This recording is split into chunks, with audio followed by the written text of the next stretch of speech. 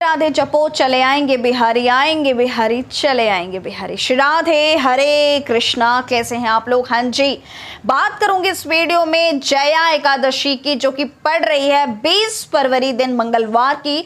बेहद खास सर्वोत्तम एकादशी है, अक्षय फल को देने वाली है। जी हाँ, इस एकादशी का व्रत रखने से आपको बहुत ही ज़्यादा पुण्य की प्राप्ति होती है।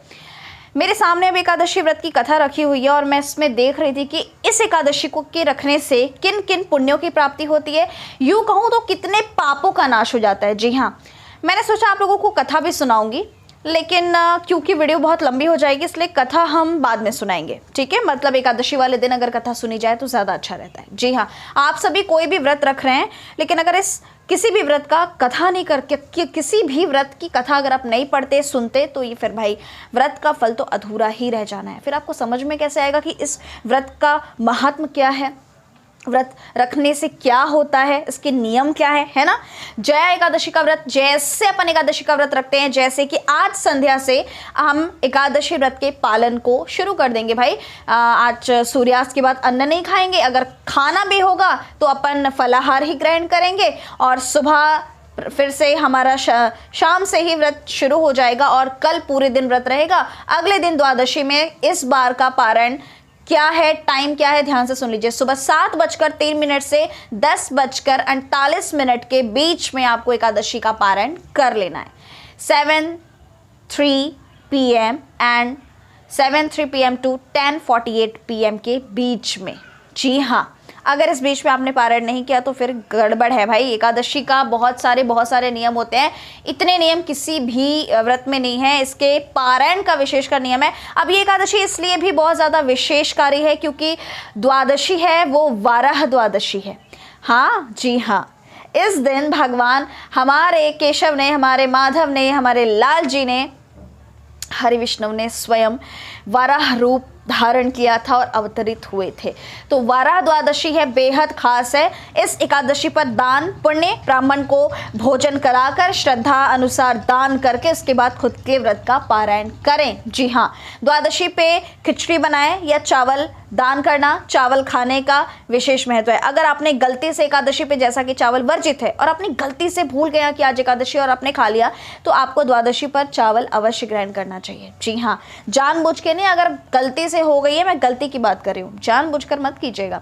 एकादशी का व्रत यूँ तो पूरे विश्व को रखना चाहिए भाई, क्योंकि इसमें इस दिन पाप का वास होता है। कथा पता है ना आपको, बहुत बार मैंने कथा सुनाई है, नहीं सुनी तो जाके पिछली वीडियोस को देखिए। जी हाँ, अब हम बात करेंगे विशेष उपायों की। ये जो एकादशी है आपको बहुत बेहद पुण्यों को देने वाली है और बहुत सारे आप लोगों की जिंदगी में परिवर्तन लेने वाली है। इसमें लिखा हुआ है कि निसंदेह इसको भक्तिपूर्वक जो भी प्राणी इसको पालन करता है 100 वर्ष पर्यंत स्वर्ग में निवास करता है। देखिए, बहुत सारी चीज़ें हैं और आपके पाप करते हैं, बहुत पुण्य मिलता है, लेकिन आप ना बस भाव से, ठाकुर जी को पाने के भाव से एकादशी का पालन कीजिए और जीवन में भक्ति बढ़ेगी। एकादशी का व्रत रखने से कुछ मिले या ना मिले, लेकिन भक्ति प्राप्त कर पाएंगे श्रीमती राधा रानी की और ठाकुर जी की। इससे अच्छी और क्या ही बात हो सकती है ना। तो एकादशी ये बेहद खास है।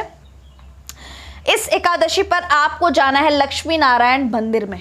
ठीक है, लक्ष्मी नारायण मंदिर में जाएं और पीले मिठाई का भोग लगाएं। जी हाँ, पीले फूलों की माला लक्ष्मी नारायण को अर्पण करें तो बेहद अच्छा रहेगा। और भगवान हरि विष्णु के चरणों में आपको चंदन अर्पण करके आना है। इससे भी आपको मानसिक, जो डिप्रेशन में है उनके लिए विशेष उपाय है, बहुत ही खास उपाय है। ये उपाय आप ज़रूर करें एकादशी वाले दिन। एकादशी वाले दिन अगर आप सत्यनारायण की कथा रखते हैं या करते हैं या सुनते हैं किसी भी माध्यम से, तो ये बेहद लाभकारी है। जिस घर में सत्यनारायण की कथा होती है उस घर में लक्ष्मी की कभी कमी नहीं रहती। जी हाँ, अगर आपके पास ब्रज रज है, ब्रज रज की आपके पास क्या बोलते हैं उसको, टिकिया है, मतलब उसको पेड़ा बोलते हैं हम, तो वो अगर है तो उसकी मिट्टी ले करके आपने निधिवन की रज हो या कहीं की भी रज हो, उसको मस्तिष्क पे लगाना चाहिए। चंदन का लेप कीजिए, ठाकुर जी को स्नान कराएं पंचामृत से। ठाकुर जी को स्नान कराने के बाद नए पोशाक, पीले रंग के वस्त्र धारण कराएं। जी हाँ, अच्छे से आरती करें, भोग लगाएं। भगवान को अन्न का भोग लगा सकते हैं या नहीं? देखिए, एकादशी हमारा है, ठाकुर जी का नहीं।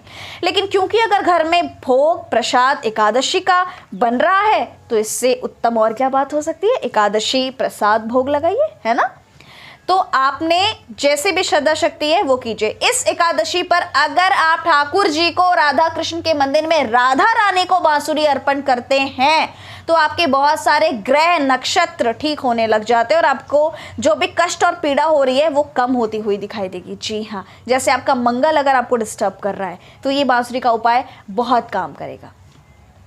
अगर आपका बुध ग्रह या आपका शनि आपको तंग कर रहा है तो बांसुरी बहुत काम करेगी। जी हाँ, इस एकादशी पर दिन मंगलवार का है तो पवन पुत्र हनुमान के मंदिर भी जाएं तो बहुत अच्छा, ना जा पाए तो भाई पवन पुत्र हनुमान जी के नाम का एक दिया है, एक ज्योति अवश्य जलाएं और हनुमान जी के मंदिर अगर जा रहे हैं तो उन्हें चोला अवश्य चढ़ाएं। जी हाँ, ये एकादशी छोटे उपाय करने हैं आपको।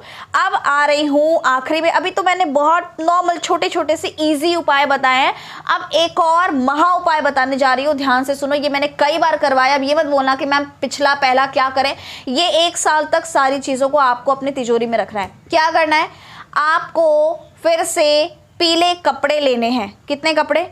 पीले कपड़े थोड़े से ले लीजिए, साफ नए, ठीक है। अब उसमें थोड़ा सा आप चावल लेंगे, उसको केसर या हल्दी से रंग लीजिए, कलर कर लीजिए। पीले चावल पीले रंग के कपड़े में आपने ऐसा येलो कलर का होना चाहिए और आपने उसमें बांध कर मौली से बांध कर ठाकुर जी के विग्रह के पास घर में या मंदिर में कहीं भी रख दीजिए। मतलब घर में यानी घर के मंदिर में या बाहर के भी मंदिर में आप इसे रख सकते हैं। रख के इसे 24 घंटे उनके चरणों में छोड़ दीजिए, वहीं रहने दीजिए इसको। उनके चरणों की का आशीर्वाद एनर्जीज वहाँ पे छोड़ दीजिए।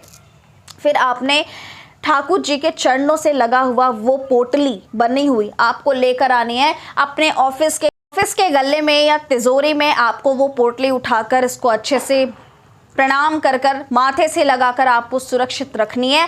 अब इस पोटली के सामने अपनी मन की जो इच्छा है उसको बोलिए। अब ये मत पूछेगा कि प्रेजेंट टेंस में बोले, पास्ट टेंस में बोले, कैसे बोले, भाव से कीजिए, बोलिए, करिए। आपकी जो इच्छाएं हैं, सांसारिक इच्छाओं की पूर्ति कराने के लिए उपाय बता रही हूँ, इनको कीजिए। करने के बाद इसको रोज धूप दीप रौली मौली करके प्रणाम कीजिए हरि विष्णु और माँ लक्ष्मी का स्वरूप समझकर। ठीक है जी। तो ये आपने उपाय करना है। अब इसको तिजोरी में, गले में, घर के लॉकर में, मंदिर में भी रख सकते हैं, कहीं भी सुरक्षित स्थान पर रखिए और इसको रोज धूप दीप करते रहिए, प्रणाम कीजिए। एकादशी वाले दिन इसको धूप दीप करें या पूर्णमासी वाले दिन करें। पूर्णमासी वाले दिन इस पोटली को निकालकर चंद्रमा की रोशनी में रखें, ये और भी एक्टिवेट हो जाएगी और चार्ज हो जाएगी। कहने के लिए तो एक नॉर्मल मामूली सी चावल की पोटली लग रही है, लेकिन है ये बड़े ही काम की, बड़ा ही जादुई उपाय है। इस विशेष उपाय को एकादशी वाले दिन, जो कि बेहद फलकारी है। और फिलहाल मुझे दीजिए इजाज़त, मिलती हूँ अगली वीडियो में। कोई डाउट है तो कमेंट सेक्शन में आप लिख सकते हैं या फिर व्हाट्सएप कीजिए नीचे दिए गए नंबर पर। जय श्री राधे, हरि बोल।